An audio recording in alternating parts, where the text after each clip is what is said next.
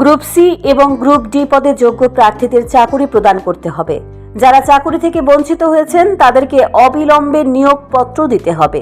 শুক্রবার ছাত্র যুব ভবনে আহত এক সাংবাদিক সম্মেলনে এই দাবি জানিয়েছেন ডিওয়াইএফআই এর রাজ্য সভাপতি পলাশ ভৌমিক।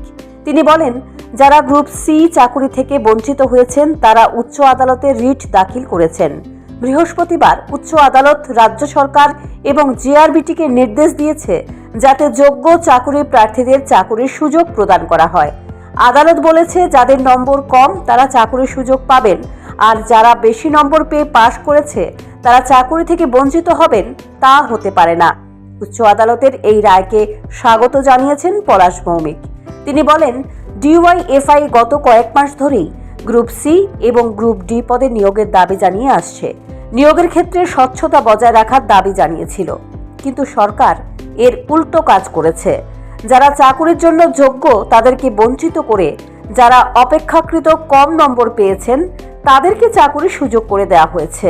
তিনি আরও অভিযোগ করেন, রাজ্যের মন্ত্রীদের একটা অংশ দাবি করেন এমএলএ মন্ত্রীরা চাকরি দেন না, অথচ দপ্তরের মন্ত্রীরা ঢাকঢোল পিটিয়ে অফার বিলি করছে।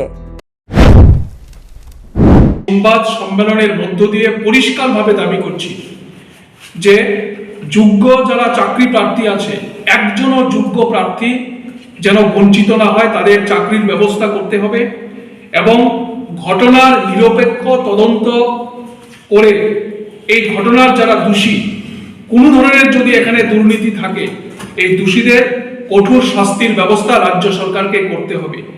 বারে বারে রাজ্য সরকারের তরফ থেকে এটা দাবি করা হতো যে স্বচ্ছভাবে নিয়োগ করা হবে, কিন্তু আজকে জেআরবিটির এই নিয়োগ প্রক্রিয়া কিন্তু কাঠগড়ায় এসে দাঁড়িয়েছে। এই জেআরবিটির মাধ্যমে এখনো পর্যন্ত যারা চাকরি পেয়েছে, আমরা এই চাকরির বিরোধিতা করছি না, আমরা চাইছি তারা চাকরিতে বহাল থাকুক, কিন্তু যোগ্যদের বঞ্চিত করে কাউকে চাকরিতে নিয়োগ করা যাবে না। এই ঘটনার যারা দোষী তাদের খুঁজে বের করে রাজ্য সরকারকে তাদের শাস্তি।